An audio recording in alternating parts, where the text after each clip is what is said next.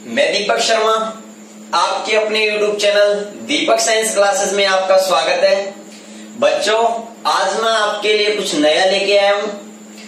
आज मैं आपके लिए फिजिक्स का एक नया टॉपिक लेके आया हूं, 12th क्लास का।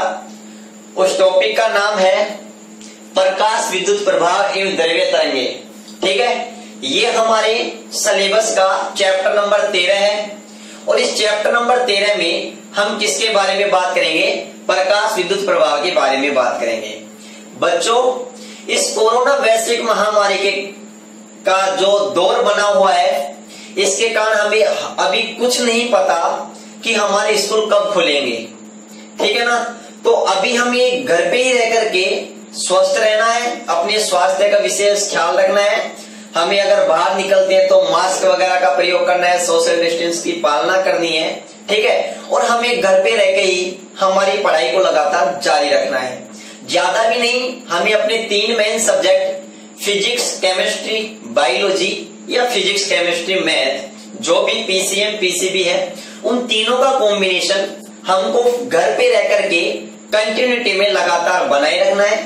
ठीक है, उसके लिए आप विभिन्न YouTube चैनल की मदद ले सकते हो और मैं अब आपको लगातार फिजिक्स के वीडियो अवेलेबल करवाऊंगा। ठीक है, आज मैं इस वीडियो के माध्यम से चैप्टर नंबर 13 की शुरुआत कर रहा हूं। इस चैप्टर नंबर 13 के नोट्स, आपको नोट्स भी चाहिए, यहाँ पर मैं केवल आपको अच्छी तरीके से समझाऊंगा। नोट्स की आप बिल्कुल टेंशन ना मत लेना, या तो मैं नीचे उसकी पीडीएफ बना करके नीचे लिंक दे दूंगा, वहां से आप डाउनलोड कर सकते हो। ठीक है ना? फिर भी अगर आपको कुछ नहीं पता हो तो मैं अपने व्हाट्सएप नंबर वगैरह आपको दे दूंगा, उससे आप, या फिर मैं अपने टेलीग्राम चैनल का लिंक दे दूंगा, आप उससे जुड़िए और वहां पर पीडीएफ आप ले सकते हो। ठीक है ना? और अपनी कोई भी समस्या हो, कोई भी अगर आपको क्वेश्चन नहीं आए तो आप मेरे को कमेंट बॉक्स में जाइए, वहां जाके कमेंट कीजिए। मैं अगले जब नेक्स्ट वीडियो लेके आऊंगा तो इसके अंदर मैं आपको उस प्रॉब्लम को मैं सोल्व कर दूंगा। ठीक है ना? ये आप विशेष ध्यान रखना। ठीक है ना? और ज्यादा से ज्यादा चैनल को लाइक करना, शेयर करना। ठीक है ना? और अपने सभी मित्रों को बता देना कि हमारी फिजिक्स की क्लास रेगुलर रूप से अब स्टार्ट हो गई है। मैं अब डेली आपके लिए फिजिक्स के वीडियो अपलोड करूंगा। ठीक है ना? तो बिल्कुल घबराने की जरूरत नहीं है, घर पे रहना है, मस्त रहना है, स्वास्थ्य का विशेष ख्याल रखना है। ठीक है ना? बस ये याद रखना है। ठीक है, तो आज अपन शुरुआत करते हैं चैप्टर नंबर 13 की। चैप्टर नंबर 13 का नाम क्या है? प्रकाश विद्युत प्रभाव एवं द्रव्य तरंगे। बच्चों, यह चैप्टर हमने 11th क्लास में केमिस्ट्री के अंदर आपने एक चैप्टर पढ़ा होगा, एटॉमिक स्ट्रक्चर, परमाणु की संरचना, और उस चैप्टर के अंदर भी आपने थोड़ा सा जिक्र किया था प्रकाश विद्युत प्रभाव का, कि प्रकाश विद्युत प्रभाव क्या है। ठीक है ना? लेकिन हमारे 12th क्लास की जो फिजिक्स है उसके अंदर ये पूरा चैप्टर है और इसके बारे में बहुत डिटेल से बात करेंगे। प्रकाश विद्युत प्रभाव क्या होता है, कौन कौन से वैज्ञानिकों ने क्या क्या प्रयोग किया, प्रकाश विद्युत प्रभाव है वो किन कारकों पर इफेक्ट करता है, इसकी जो चिरसिम्मत फिजिक्स क्या कहती है फोटो इलेक्ट्रिक इफेक्ट के बारे में, और जो मॉडर्न फिजिक्स है वो फोटो इलेक्ट्रिक इफेक्ट के बारे में क्या कहती है। ठीक है ना? कैसे जो मॉडर्न फिजिक्स है वो कैसे फोटो इलेक्ट्रिक इफेक्ट की एक्सप्लेनेशन कर पाई है, वो मैं सारी बात बहुत डिटेल से आपके डिस्कस करने वाला हूं। आप तो लगातार बने रहें। ठीक है ना? और हाँ, अगर आपने चैनल के लिए बेल आइकन या घंटी का निशान अगर नहीं दबाया तो उसको जरूर दबा लें, ताकि मैं जैसे ही वीडियो अपलोड करूं आपके पास तुरंत नोटिफिकेशन पहुंच जाए। ठीक है बच्चों, ये हमारे एग्जाम में ये जो चैप्टर है वो हमारे एग्जाम की दृष्टि से बहुत ही महत्वपूर्ण है। और हमारे जो एग्जाम है उसके अंदर कितने नंबर का आएगा बच्चों? 4 नंबर का आएगा। ठीक है ना? मतलब इस चैप्टर से क्वेश्चन कितने नंबर के पूछे जाएंगे? 4 नंबर के क्वेश्चन पूछे जाएंगे। एक क्वेश्चन पूछा जाएगा 2 नंबर का, एक क्वेश्चन पूछा जाएगा 1 नंबर का, एक क्वेश्चन पूछा जाएगा 1 नंबर का। मतलब ये मान के चलो, या तो इस चैप्टर से 4 क्वेश्चन भी पूछ सकता है या फिर इस चैप्टर से 3 क्वेश्चन भी पूछ सकता है। ठीक है ना? लेकिन इस चैप्टर की जो अंक भार है वो कितने नंबर का है बच्चों? 4 नंबर का है। ठीक है ना? ये बात आप विशेष याद रखना। ठीक है, अब मैं इस चैप्टर की शुरुआत करूं कि प्रकाश विद्युत प्रभाव क्या होता है, तो पहले मैं आपको इस चैप्टर के इर्द गिर्द लेके चलता हूं। ठीक है ना, कि प्रकाश विद्युत प्रभाव क्या होता है, ठीक है ना, कैसे होता है, कैसे उत्पन्न होता है, किसने बताया, किसने व्याख्या की, कैसे व्याख्या हुई, ठीक है ना। तो देखो, पहले मैं प्रकाश विद्युत प्रभाव समझाने से पहले बच्चों में आपको एक टॉपिक बताता हूं, एक टॉपिक समझाता हूं, ठीक है ना। वो अब जब हमारे समझ में आएगा तो हम प्रकाश विद्युत प्रभाव पर पहुंच जाएंगे, ठीक है ना, और हम बहुत अच्छी तरीके से पकड़ कर पाएंगे इस टॉपिक पर। तो वो अपना टॉपिक है इलेक्ट्रॉन उत्सर्जन। क्या है बच्चों? इलेक्ट्रॉन उत्सर्जन। देखो, इलेक्ट्रॉन उत्सर्जन, इलेक्ट्रॉन उत्सर्जन क्या होता है, ये इसके बारे में पहले मैं आपको अच्छी तरीके से समझाता हूं, ठीक है ना। मैं आपके सभी डाउट क्लियर कर दूंगा इसी वीडियो के माध्यम से। फिर भी कोई डाउट हो तो आप कमेंट बॉक्स में जाइए और कमेंट जरूर कीजिए, ठीक है ना। आपके प्रश्न का 100% जवाब मिलेगा, ठीक है ना। और अगर वीडियो पसंद आया तो लाइक जरूर ठोकिए, कमेंट जरूर करिए, ठीक है ना। ये बात विशेष याद रखना, ठीक है ना। अब देखो, इलेक्ट्रॉन उत्सर्जन क्या होता है। तो बच्चों देखो, ये मेरे पास में कोई मेटल की फॉइल है, मेरे पास धातु की कोई पतली पन्नी है, या फिर मैं कहूं ये धातु की कोई प्लेट है। किसकी प्लेट है? धातु की प्लेट, धातु की प्लेट है। बच्चों आपको पता है अच्छी तरीके से, कोई भी धातु होती है उस धातु के अंदर इलेक्ट्रॉन होते हैं। क्या होते हैं? इलेक्ट्रॉन होते हैं। और ये इलेक्ट्रॉन अनियमित गति करते हैं, स्वतंत्र रहते हैं, मुक्त रूप से क्या करते हैं? गति करते हैं। धातु की सतह के, धातु की सीमा के अंदर परिबद्ध रह करके ये अंदर ही अंदर मुक्त रूप से गति करते हैं, फ्री रूप से, बिल्कुल अनियमित गति करते हैं, ठीक है बच्चों। इसलिए आपको पता है धातुएं होती हैं वो विद्युत की सुचालक होती है। ये बात आपने 10th क्लास में भी पढ़ी होगी और आप पढ़ते आ रहे हो शुरू से, कि धातु होती है वो विद्युत की सुचालक होती है। क्यों होती है? क्योंकि धातु की सतह के अंदर, ये कोई भी धातु है, उसके अंदर मुक्त इलेक्ट्रॉन पाए जाते हैं। ये मुक्त इलेक्ट्रॉन धातु की सतह के अंदर ही अनियमित गति करते हैं, स्वतंत्र रूप से रैंडम मोशन करते हैं, ठीक है ना। लेकिन ये इलेक्ट्रॉन है वो इस धातु की सीमा के अंदर ही, इस धातु की सीमा के अंदर, इस बाउंड्री के अंदर ही क्या होते हैं? परिबद्ध होते हैं। इस धात्विक सतह से बाहर नहीं निकल पाते।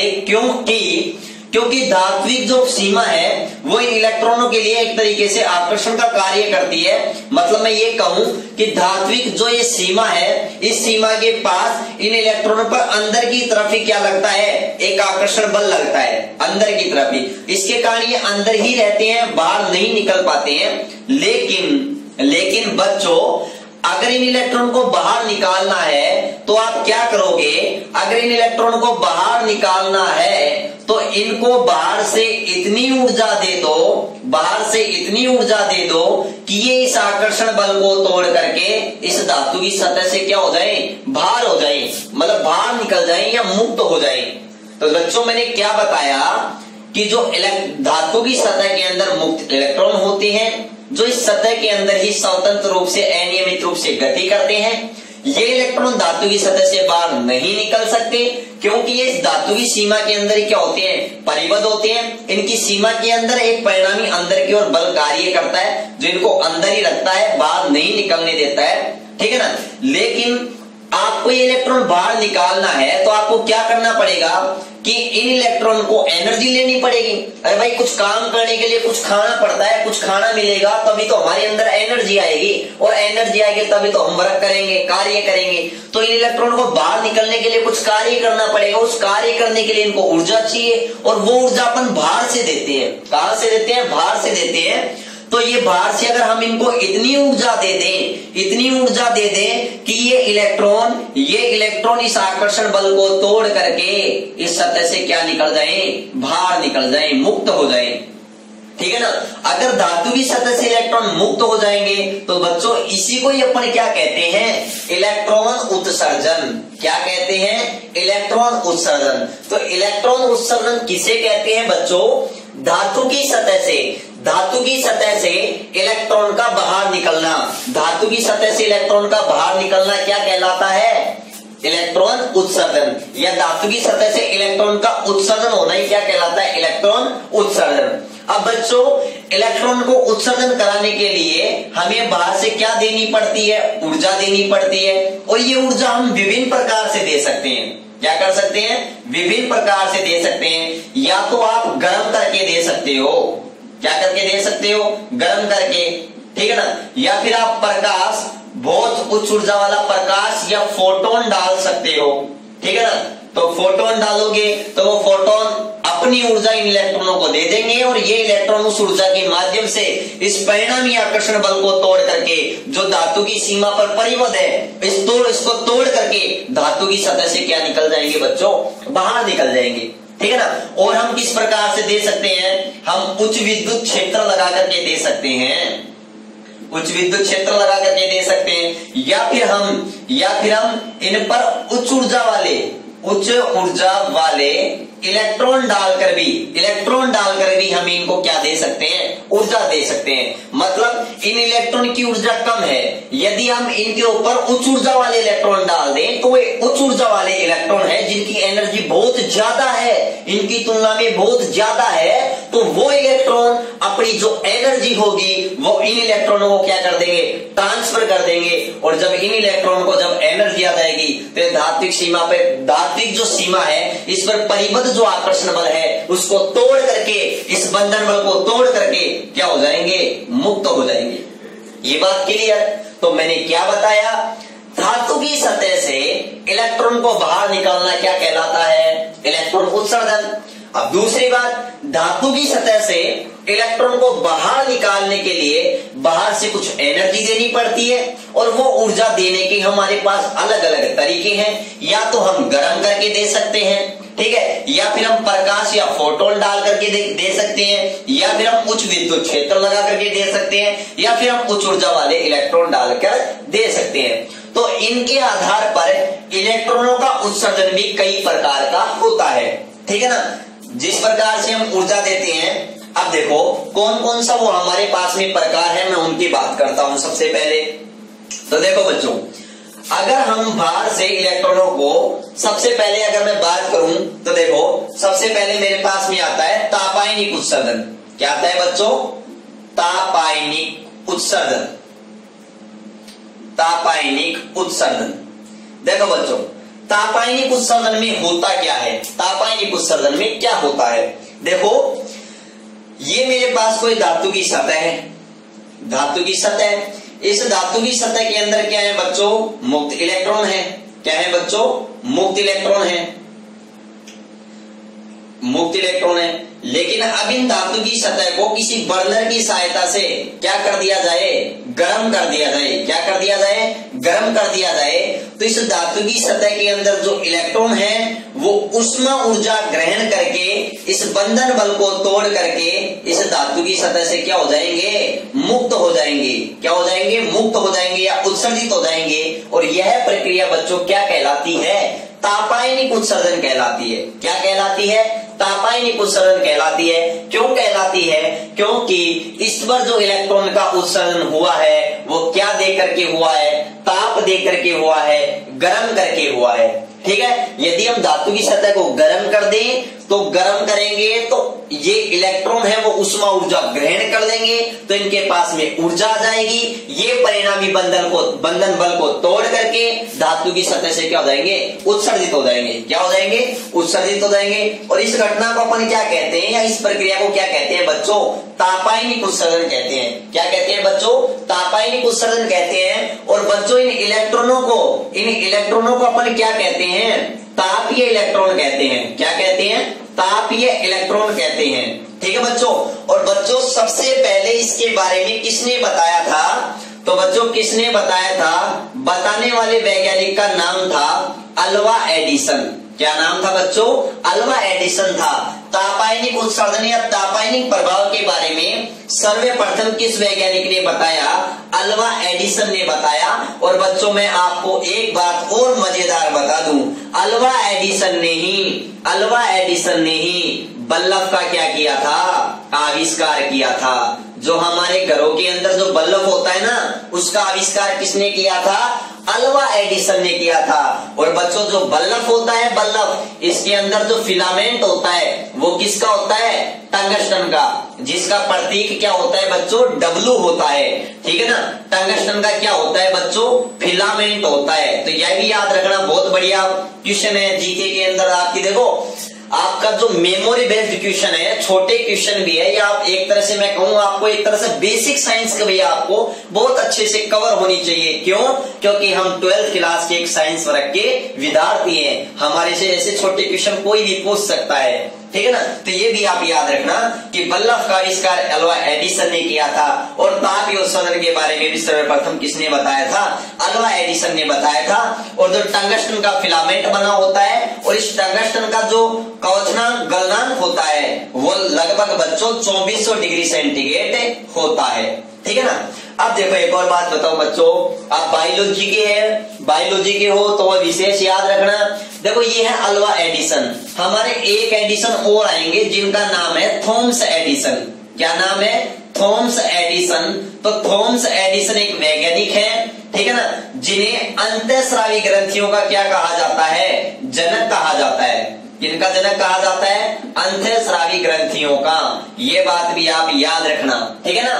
तो ये कभी आपको डाउट हो सर बायोलॉजी में भी एडिसन, फिजिक्स में भी एडिसन, तो भाई दोनों एडिसन क्या है? अलग अलग है। ये बात आप विशेष याद रखना। तो बच्चों ये पॉइंट क्लियर आपके तापायनिक उत्सर्जन के बारे में। तो बच्चों तापायनिक उत्सर्जन होता है, उस तापायनिक उत्सर्जन के बारे में मैंने आपको बताया।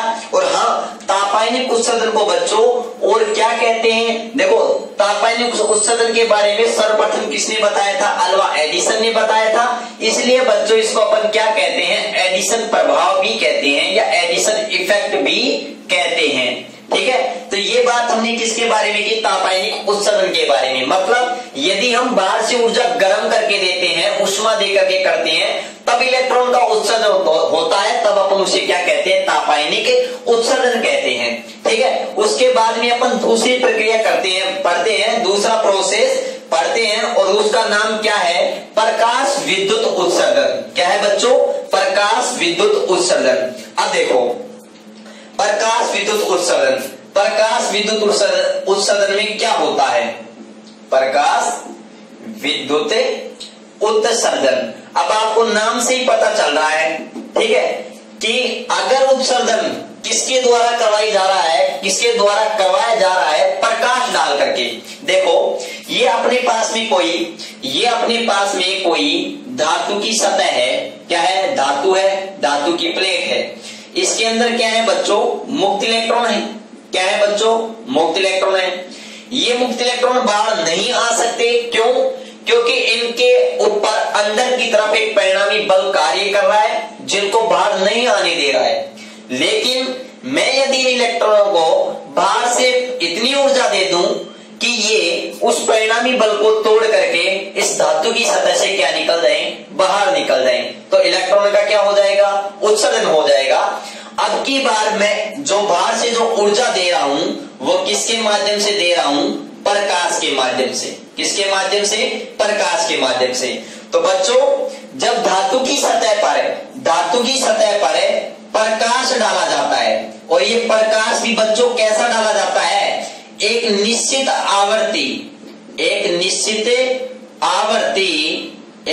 आवृत्ति या तरंग मतलब लैम्डा। ठीक है ना। तरंग दैर्ध्य को अपन लैम्डा से इंडिकेट करते हैं। लैम्डा एक ग्रीक सिंबल है, ठीक है, ग्रीक वर्ड है। ठीक है ना। अब देखो बच्चों, तो धातु की सतह पर एक निश्चित आवृत्ति या निश्चित तरंग दैर्ध्य का प्रकाश डाला जाता है, तो धातु की सतह से बच्चों क्या होने लगते हैं? इलेक्ट्रॉन का क्या होने लगता है बच्चों? उत्सर्जन होने लग जाता है। ठीक है ना। क्यों? क्योंकि जब प्रकाश डालते हैं तो प्रकाश के अंदर बच्चों कौन से कण होते हैं? फोटोन। ठीक है बच्चों, कौन से कण होते हैं? फोटोन। ये फोटोन अपनी ऊर्जा किसको ट्रांसफर कर देते हैं? इलेक्ट्रॉन को कर देते हैं। तो इलेक्ट्रॉनों के पास ऊर्जा और बढ़ जाती है, तो ऊर्जा और ज्यादा जाती है, तो इस परिणामी आकर्षण बल को तोड़ करके ये धातु की सतह से क्या निकल जाते हैं? मुक्त हो जाते हैं, बाहर निकल जाते हैं। इस प्रकार के इलेक्ट्रॉन उत्सर्जन को अपन क्या कहते हैं? प्रकाश विद्युत उत्सर्जन। और जो उत्सर्जित इलेक्ट्रॉन है, इन उत्सर्जित इलेक्ट्रॉनों को बच्चों क्या कहते हैं? फोटो इलेक्ट्रॉन कहते हैं। क्या कहते हैं? फोटो इलेक्ट्रॉन कहते हैं या प्रकाश इलेक्ट्रॉन कहते हैं। और अगर बच्चों ये कोई परिपथ बंद हो, अगर कोई बंद सर्किट हो, तो बंद सर्किट होगा तो इन फोटो इलेक्ट्रॉनों के कारण उस परिपथ के अंदर विद्युत धारा का क्या होगा? प्रवाह भी होगा। तो बंद परिपथ में इस देखो प्रकाश डाल रहे हैं, तो प्रकाश डाल रहे हैं तब ये इलेक्ट्रॉन उत्सर्जित हो रहे हैं, तब अपन ने उनको क्या नाम दिया? Photo electron. और अगर परिपथ बंद है तो इन फोटो इलेक्ट्रॉनों के कारण उस परिपथ में क्या होगा? विद्युत धारा का प्रवाह भी होगा। और विद्युत धारा का प्रवाह होगा, इसके कारण उस प्रवाहित विद्युत धारा को अपन क्या कहेंगे? प्रकाश विद्युत धारा। क्या कहेंगे? प्रकाश विद्युत धारा। ठीक है ना? क्यों? क्योंकि जो विद्युत धारा प्रवाहित हो रही है वो प्रकाश या फोटो इलेक्ट्रॉनों के कारण प्रवाहित हो रही है। और इस घटना को अपन क्या कहेंगे? प्रकाश विद्युत उत्सर्जन। देखो बच्चों, मैंने यहाँ पर एक बात लिखी है, बहुत समझदार है, बहुत ही बढ़िया बात लिखी है कि जब धातु की सतह पर, अब आप कहोगे सर हमारे पास ये दैनिक जीवन में बहुत सारी धातुएं पड़ी होती हैं, ठीक है ना। आप देखो मैं आपको यहाँ पर क्या बात बताने वाला हूँ, मैं आपको ये बात बताने वाला हूँ कि जब धातु की सतह पर एक निश्चित आवृत्ति या तरंग दैर्ध्य का प्रकाश डालते हैं तो ही धातु की सतह से इलेक्ट्रॉन का क्या होता है? उत्सर्जन होता है। इलेक्ट्रॉन का क्या होता है? उत्सर्जन होता है। और बच्चों ये देखो, मैं आपको एक और बहुत अच्छी सी बात बताता हूं कि ये इलेक्ट्रॉन है, ये इलेक्ट्रॉन यहां से यहां पर है इलेक्ट्रॉन, और ये यहां पर इस धातु की सतह पर आएंगे और इस धातु की सतह पर इस परिणामी बल को तोड़ करके बाहर निकल जाएंगे। तो यहाँ पर इसको कार्य करना पड़ता है। और बच्चों इस कार्य को अपन क्या कहते हैं? कार्यफलन कहते हैं। क्या कहते हैं? कार्यफलन, जिसके बारे में हम आगे आने वाले टॉपिक के अंदर बात करेंगे। और बच्चों इस कार्यफलन को अपन या तो फाई नोट से या फिर कार्यफलन एक तरीके से कार्य ही है, या इसको अपन W से प्रदर्शित करते हैं। और इस कार्य का अपना जो यूनिट है वो क्या है? वही जूल है। ठीक है बच्चों। और देखो मैं एक और बात बताऊंगा आपको, तो याद रखना। तो देखो अब एक बात बताओ, प्रत्येक धातुओं के लिए इस कार्यफलन का मान क्या होता है? अलग अलग होता है। कुछ धातुएं ऐसी होती है जिनके लिए इस कार्यफलन का मान बहुत कम होता है। तो एक बात बताओ, जो धातु जिनके लिए कार्यफलन का मान क्या है? कम है, कार्यफलन कम है, तो उनको अपना थोड़ा सी ऊर्जा देंगे बाहर से, तो तुरंत इलेक्ट्रॉन, क्योंकि थोड़ा सा कार्यफलन है, थोड़ा सा कार्य करना पड़ेगा इलेक्ट्रॉनों को, और थोड़ा कार्य करने के लिए ऊर्जा की भी बहुत कम जरूरत होती है, मतलब थोड़ी ऊर्जा की जरूरत होती है। तो एक बात तो, अगर किसी धातु का कार्यफलन कम है तो उसमें से इलेक्ट्रॉन बाहर निकलने के लिए बहुत कम ऊर्जा की आवश्यकता होगी। कम ऊर्जा की आवश्यकता होगी तो इलेक्ट्रॉनों का आसानी से उत्सर्जन हो जाएगा। तो देखो यहां से बहुत अच्छा कॉन्सेप्ट निकल के आया है। अगर कार्यफलन का मान कम है तो इलेक्ट्रॉन का उत्सर्जन जल्दी होगा, आसानी से होगा। और अगर कार्यफलन का मान ज्यादा है, कार्यफलन का मान क्या है? ज्यादा है, ठीक है, तो इलेक्ट्रॉन का उत्सर्जन बहुत देर से होगा या बहुत कम होगा, ठीक है, या बहुत स्लो होगा। मैं ये बात बोल सकता हूं। और बच्चों मैं आपको बता दूं, जो क्षार धातुएं हैं, कौन सी धातुएं? क्षार धातुएं। इन क्षार धातुओं के लिए कार्यफलन का मान सबसे कम होता है। क्या होता है? सबसे कम होता है। ये बात याद रखना। आवर्त सारणी की अगर मैं बात करूं तो देखो S, P, D और F, तो S ब्लॉक में हमारे पास में वर्ग नंबर 1 और वर्ग नंबर 2 आते हैं। वर्ग नंबर 1 को बच्चों क्या कहते हैं? क्षार धातुएं। क्या कहते हैं? क्षार धातुएं कहते हैं। और इन क्षार धातुओं की जो कार्यफलन का मान होता है वो सबसे कम होता है, ठीक है ना, क्योंकि इनके अंदर इलेक्ट्रॉन होते हैं बहुत ही दुर्बल बंध से बंधे होते हैं, ठीक है ना, इसलिए इनको थोड़ी सी ऊर्जा मिलते ही ये धातु की सतह से क्या हो जाते हैं? मुक्त हो जाते हैं। क्या हो जाते हैं बच्चों? मुक्त हो जाते हैं, ठीक है। तो देखो मैं यहाँ पर क्या बात बता रहा हूं आपको, बहुत गजब की बात, किन धातु की सतह से इलेक्ट्रॉन को बाहर निकालने के लिए एक निश्चित आवृत्ति या तरंग दैर्ध्य वाले प्रकाश की आवश्यकता होती है। और बच्चों मैं आपको बात बताऊं, उस निश्चित आवृत्ति या उस निश्चित तरंग दैर्ध्य को अपन क्या कहते हैं बच्चों? क्या कहते हैं? देहली आवृत्ति। क्या कहते हैं? देहली आवृत्ति तरंग दैर्ध्य कहते हैं। क्या कहते हैं? देहली तरंग दैर्ध्य कहते हैं। बच्चों एग्जाम की दृष्टि से देहली आवर्तीय कार्यफलन मोस्ट इंपोर्टेंट परिभाषाएं हैं। हर एग्जाम में मैं आपको पहले ही बता दूं, मैं डिटेल से बात करूंगा इनके बारे में। एक तो अपने पास में आती है निरोधी विभव। क्या आता है बच्चों? निरोधी विभव। एक अपने पास आता है कार्यफलन और एक अपने पास में आती है देहली आवर्ती। बच्चों ऐसा कोई बोर्ड का एग्जाम नहीं है जिनमें से देहली आवर्ती बोल दूं या फिर मैं देहली क्या बोल दूं, तरंग दैर्ध्य बोल दूं। हर बार बच्चों इन तीनों या तो इनकी तीनों में से किसी की एक की परिभाषा पूछ ली जाती है या कार्यफलन या देहली आवर्ती से रिलेटेड न्यूमेरिकल आते रहते हैं हमारे एग्जाम में। तो बच्चों इस चीज का विशेष ध्यान रखना आप अच्छी तरीके से। ठीक है बच्चों, देखो तो याद रखना, जब इस धातु की सतह पर एक निश्चित आवर्ती का प्रकाश डालेंगे तो ही इस धातु की सतह से इलेक्ट्रॉनों का क्या होगा? उत्सर्जन होगा।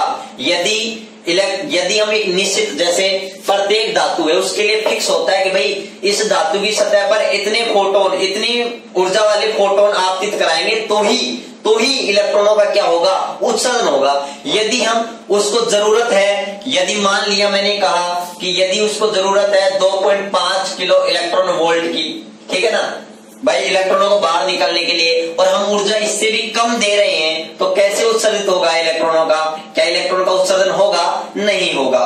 ठीक है ना। तो बच्चों आप ये बात अच्छी तरीके से, मैंने माना है 2.5, ठीक है ना, तो ये बात याद रखना, अगर उस निश्चित आवर्ती या तरंग दैर्ध्य वाले प्रकाश से कम ऊर्जा वाला प्रकाश डालेंगे तो धातु की सतह से इलेक्ट्रॉन का उत्सर्जन नहीं होगा। तो याद रखना प्रत्येक धातुओं के लिए अलग अलग होता है और इस निश्चित आवर्ती या तरंग दैर्ध्य वाले प्रकाश को अपन क्या कहते हैं?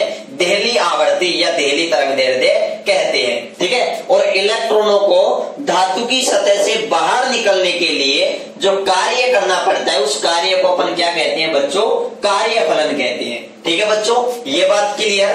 तो दूसरा अपने पास पड़ा प्रकाश विद्युत उत्सर्जन। आपको अच्छी तरीके से समझना है, ठीक है ना, अपने कॉन्सेप्ट क्लियर करने हैं, नोट्स बिल्कुल नहीं उतारना है, आपको नोट्स की पीडीएफ मिल जाएगी, नो टेंशन। ठीक है बच्चों, उसके बाद में मैं तीसरे की बात करता हूं कि और देखो अभी तक हमने इलेक्ट्रॉन का उत्सर्जन पहले तो हमने गर्म करके करवाया, दूसरा मतलब उष्मा दे करके या गर्म करके मैं बात करूं, दूसरा मैंने प्रकाश डाल करके इलेक्ट्रॉनों का क्या करवाया बच्चों? उत्सर्जन करवाया। अब तीसरा क्या है? तीसरा बच्चों अपने पास में क्या आता है? क्षेत्र उत्सर्जन। क्या आता है बच्चों? क्षेत्र उत्सर्जन, फील्ड इमिशन, क्षेत्र उत्सर्जन। देखो अब क्या है क्षेत्र उत्सर्जन? क्या है देखो, क्षेत्र उत्सर्जन में क्या होता है, ये अपने पास में कोई धातु की सतह है या धातु की कोई प्लेट है और इसका कनेक्शन अपन ने उच्च विद्युत क्षेत्र से कर दिया। किससे कर दिया भैया? उच्च विद्युत क्षेत्र से, जिसकी लगभग अगर मैं पावर बताऊं उस विद्युत क्षेत्र कितना हो? 10 की पावर 8 वोल्ट प्रति मीटर। तो बच्चों इसके अंदर क्या होते हैं? मुक्त इलेक्ट्रॉन होते हैं, धातु की सतह है, ठीक है, और इलेक्ट्रॉन पर कैसा आवेश होता है? ऋणावेश होता है। अब बच्चों जब इस पर उच्च विद्युत क्षेत्र लगाया जाता है, लगभग 10 की पावर 8 वोल्ट प्रति मीटर का विद्युत क्षेत्र लगाया जाता है, तो इन इलेक्ट्रॉनों पर एक बल कार्य करता है। कौन सा बल कार्य करता है? वो बल कार्य करता है विद्युत बल। कौन सा बल कार्य करता है? विद्युत बल कार्य करता है, और यह विद्युत बल के द्वारा इन इलेक्ट्रॉनों पर क्या लगता है? बल लगता है, और उस बल के कारण ये इलेक्ट्रॉन इस धातु की सीमा से क्या निकल जाते हैं? बाहर निकल जाते हैं। मतलब इस धात्विक सीमा का जो परिबल आकर्षण बल होता है, ये जो बंधन बल होता है, इस बंधन बल को तोड़ करके क्या निकल जाते हैं बच्चों? बाहर निकल जाते हैं ये इलेक्ट्रॉन। ठीक है, तो बताओ, मैंने एक बात बताओ, इस धातु की सतह पर मैंने क्या लगाया? उच्च विद्युत क्षेत्र लगाया। उच्च विद्युत क्षेत्र लगाया तो इन्हें इलेक्ट्रॉनों पर एक परबल विद्युत बल कार्य करता है। उस विद्युत बल के कारण इलेक्ट्रॉनों पर धक्का लगता है, और धक्का लगने के कारण ये इलेक्ट्रॉन होते हैं, ये तो उस परिणामी आकर्षण बल है और परिणामी जो बंधन बल है उसको तोड़ करके धातु की सतह से क्या निकल जाते हैं? बाहर निकल जाते हैं। और ऐसा बच्चों अगर एग्जाम्पल इसका मैं बताऊं तो ऐसा किस में होता है बच्चों? ऐसा होता है हमारे स्पार्क प्लग में। किसमें होता है? स्पार्क प्लग में ऐसा ही होता है। और बच्चों ये उत्सर्जित इलेक्ट्रॉन है, इन उत्सर्जित इलेक्ट्रॉन को क्या कहते हैं? शीत इलेक्ट्रॉन कहते हैं। क्या कहते हैं बच्चों? शीत इलेक्ट्रॉन कहते हैं। ठीक है, ये बात याद रखना। तो कोई खास बात नहीं है, बस अपने को पॉइंट टू पॉइंट याद रखना है। इलेक्ट्रॉन का उत्सर्जन किसे कहते हैं? धातु की सतह से इलेक्ट्रॉन का उत्सर्जन, इलेक्ट्रॉन का बाहर निकलना क्या कहलाता है? इलेक्ट्रॉन उत्सर्जन कहलाता है। इलेक्ट्रॉन को उत्सर्जन कराने के लिए उनको कुछ ऊर्जा देनी पड़ती है।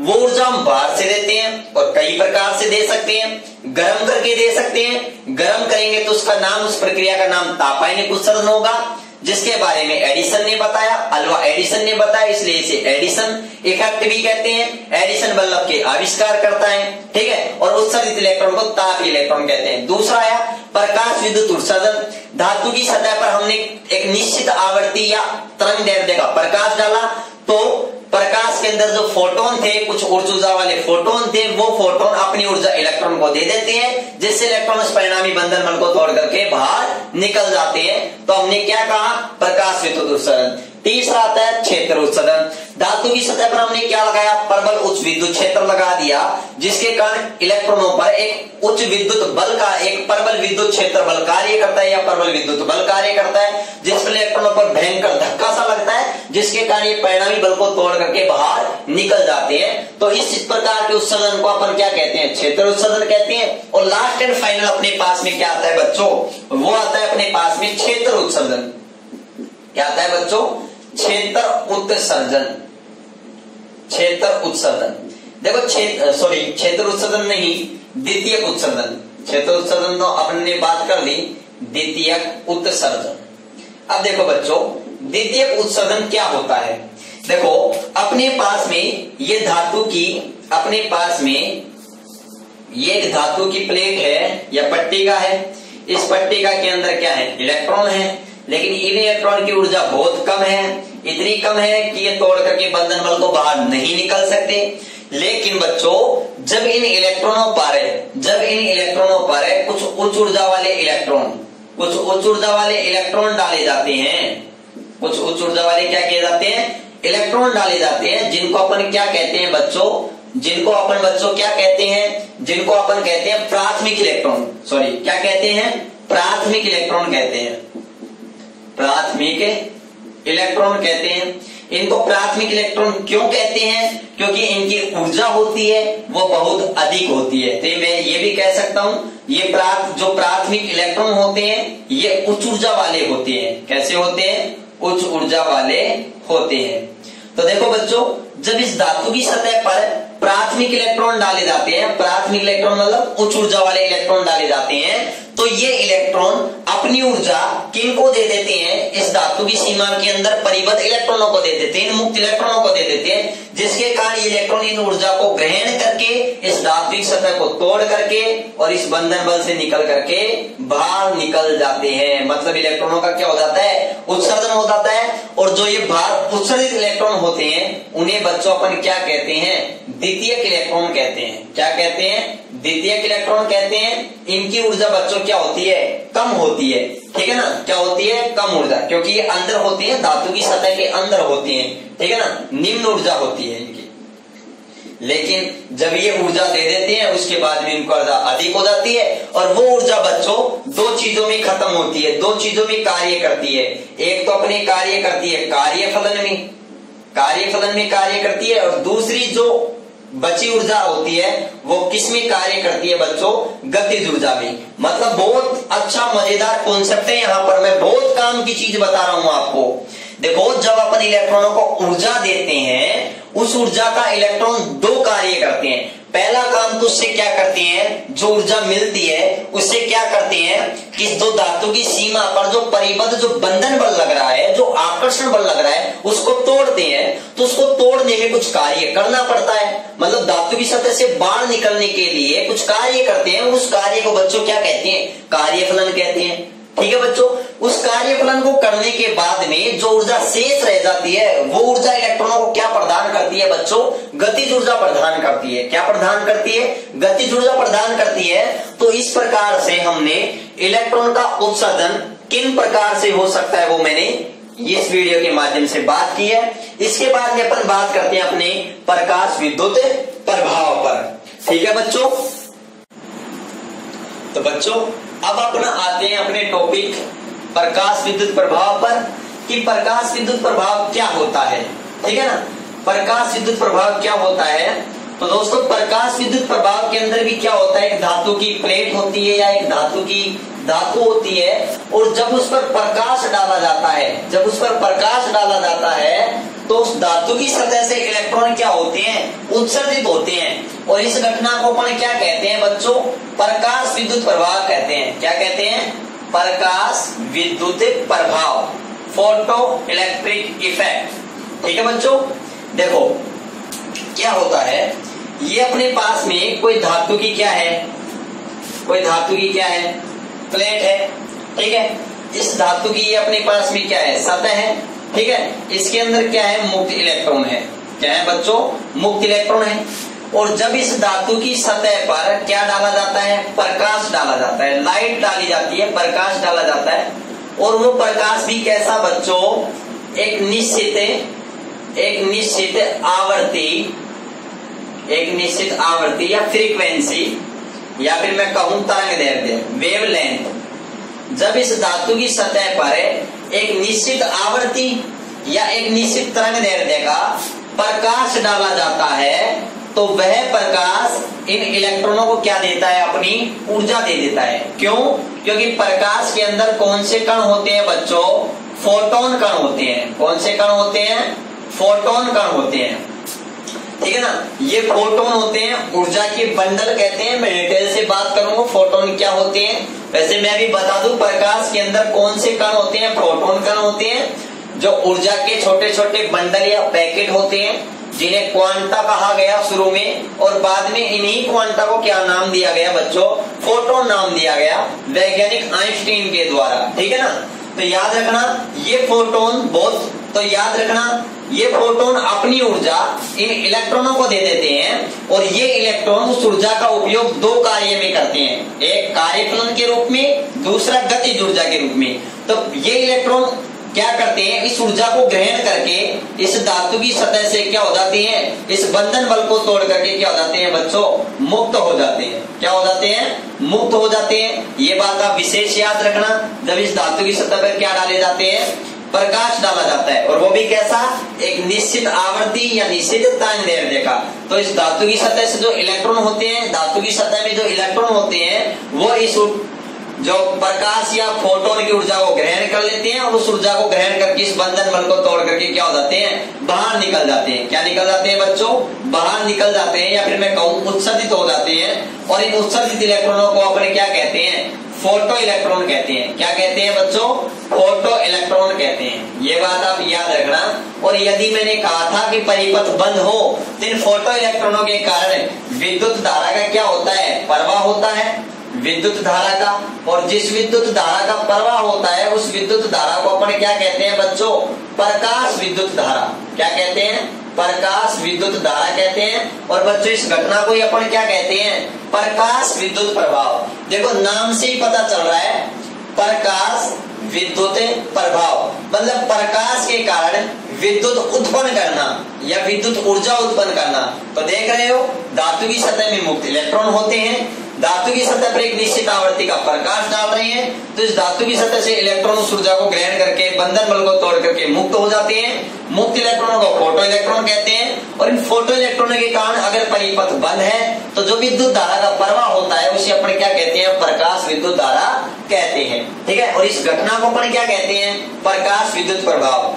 बच्चों यहाँ पर एक बहुत इंपॉर्टेंट क्वेश्चन है जो मैंने पहले भी डिस्कस किया था, जो प्रकाश विद्युत उत्सर्जन है वही बच्चों एक तरीके से क्या है, अपना प्रकाश विद्युत प्रभाव है। क्या है, प्रकाश विद्युत प्रभाव। तो याद रखना, प्रकाश विद्युत प्रभाव उत्पन्न करने के लिए धातु की सतह पर एक निश्चित आवृत्ति या निश्चित तरंगदैर्ध्य का प्रकाश डालना जरूरी होता है। और इस निश्चित आवृत्ति या तरंगदैर्ध्य के प्रकाश को अपन बच्चों क्या कहते हैं, ये मैंने बता दिया था। क्या कहते हैं, ढेली आवृत्ति या तरंगदैर्ध्य। अगर आवर्ती की बात करें तो आवर्ती बोल देंगे, और तरंगदैर्ध्य की बात मतलब जिस आपतित प्रकाश वह निश्चित आवर्ती या वह निश्चित तरंगदैर्ध्य का प्रकाश जो धातु की सतह से इलेक्ट्रॉनों का उत्सर्जन कराने के लिए जरूरी होता है या आवश्यक होता है, ठीक है, या उत्तरदायी होता है, तो उस प्रकाश की आवृत्ति को तो अपन क्या कहते हैं, देहली आवृत्ति। उसकी तरंगदैर्ध्य को क्या कहते हैं, देहली तरंगदैर्ध्य कहते हैं, ठीक है ना। तो ये बात याद रखना, ठीक है। और इन इलेक्ट्रॉनों को बाहर निकालने के लिए जो कार्य करना पड़ता है वो क्या कहलाता है बच्चों, कार्यफलन कहलाता है। और याद रखना और जो धातुएं जिनसे इलेक्ट्रॉन उत्सर्जित होते हैं, फोटो इलेक्ट्रॉन उत्सर्जित होते हैं, उन्हें बच्चों क्या कहते हैं, प्रकाश उत्सर्जक धातु कहते हैं। क्या कहते हैं, प्रकाश उत्सर्जक धातु। वैसे अगर मैं बात करूं, सभी धातुएं प्रकाश उत्सर्जक धातु हैं, ठीक है। क्यों, क्योंकि सभी धातुओं के अंदर मुक्त इलेक्ट्रॉन पाए जाते हैं। तो जब उन पर एक निश्चित ऊर्जा का क्या डालेंगे, निश्चित आवर्ती या निश्चित तरंगदैर्ध्य का प्रकाश डालेंगे, तो उनसे भी इलेक्ट्रॉनों का क्या होगा, उत्सर्जन होगा। क्या होगा, उत्सर्जन होगा। लेकिन कुछ धातुएं ऐसी हैं जिन पर अगर कम आवर्ती का प्रकाश डालेंगे तो इलेक्ट्रॉन का उत्सर्जन हो जाएगा, और कुछ धातुएं ऐसे जिन पर बहुत उच्च ऊर्जा वाला प्रकाश, बहुत उच्च आवर्ती वाला प्रकाश डालेंगे, तब जाके इलेक्ट्रॉनों का क्या होगा, उत्सर्जन होगा। यह बात किस पर डिपेंड करेगी बच्चों, कार्यफलन पर। अगर कार्यफलन का मान बच्चों क्या है, अधिक है, तो हमें ज्यादा ऊर्जा देनी पड़ेगी। कार्यफलन का मान बच्चों कम है, तो हमें कम ऊर्जा, कम आवर्ती या कम तरंगदैर्ध्य का प्रकाश धातु की सतह पर डालना होगा, ठीक है। और बच्चों याद रखना, एक बहुत बढ़िया क्वेश्चन है, सबसे कम कार्यफलन, ये जो मैंने पहले भी बता दिया, सबसे कम कार्यफलन किसका होता है बच्चों, क्षार धातुओं का होता है। किसका होता है, क्षार धातुओं का होता है। और बच्चों मैं आपको ये भी बात बताऊं, क्षार धातु में सबसे कम किसका होता है बच्चों, सीजियम का होता है। किसका होता है, सीजियम, CS, ठीक है ना, जिसका प्रतीक है। सीजियम का कार्यफलन कितना होता है, 2.14 इलेक्ट्रॉन वोल्ट। ये बात आप अच्छे से याद रखना। सबसे कम कार्यफलन की, ये बहुत एक छोटा एक नंबर में क्वेश्चन बन सकता है कि सबसे कम कार्यफलन किस धातु का होता है, तो क्या बताओगे बच्चों, सीजियम का होता है। तो यहाँ पे मैं लिख सकता हूं सबसे कम कार्यफलन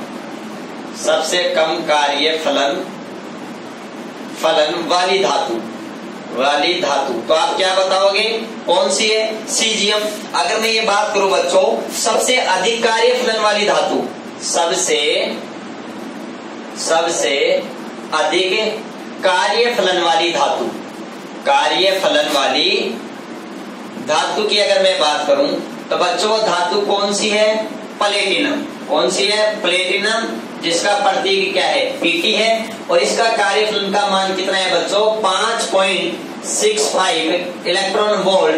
बच्चों इलेक्ट्रॉन वोल्ट भी अपने पास में कार्य या ऊर्जा का मात्रक होता है, ये बात याद रखना। सबसे अधिक कार्यफलन वाली धातु प्लेटिनम कितना होता है बच्चों, तो याद रखना 5.65 इलेक्ट्रॉन वोल्ट, प्लेटिनम धातु सबसे अधिक कार्यफलन होता है। तो बच्चों आज हमने क्या पढ़ा, प्रकाश विद्युत प्रभाव के बारे में। तो अब अपने पास में सबसे इंपॉर्टेंट निकल करके आती है प्रकाश विद्युत प्रभाव की परिभाषा। प्रकाश विद्युत प्रभाव की परिभाषा क्या है, जब धातु की सतह पर एक निश्चित आवर्ती या तरंगदैर्ध्य का प्रकाश डालते हैं, तो धातु की सतह से इलेक्ट्रॉन क्या हो जाते हैं, उत्सर्जित हो जाते हैं। इस घटना को क्या कहते हैं, प्रकाश विद्युत प्रभाव। और उत्सर्जित इलेक्ट्रॉनों को क्या कहते हैं, फोटो इलेक्ट्रॉन या प्रकाश इलेक्ट्रॉन। और यदि परिपथ बंद है तो इसके कारण परिपथ में जो विद्युत धारा का प्रवाह होगा उसे क्या कहते हैं बच्चों, प्रकाश विद्युत धारा। क्या कहते हैं, प्रकाश विद्युत धारा। और इसे एक निश्चित आवर्ती या तरंगदैर्ध्य के प्रकाश को अपन क्या कहते हैं, देहली आवर्ती या देहली तरंगदैर्ध्य कहते हैं, ठीक है। तो ये बात क्लियर है बच्चों। तो आज की वीडियो में अपन यहीं तक रखते हैं, आगे फिर नेक्स्ट बात करेंगे प्रकाश विद्युत प्रभाव के प्रायोगिक सत्यापन किसने किया, कौन वैज्ञानिक आया, ठीक है ना, उनके बारे में अपन डिटेल से बात करेंगे। बच्चों ज्यादा से ज्यादा इस वीडियो को लाइक करें, शेयर करें, कमेंट करें और अपने सुझाव दें, ठीक है ना। और सभी अपने मित्रों को बता दें कि क्लास स्टार्ट हो गई है और लगातार हमें वीडियो मिलते रहेंगे और उनके PDF में आपको अवेलेबल करा दूंगा, ठीक है बच्चों। बाय।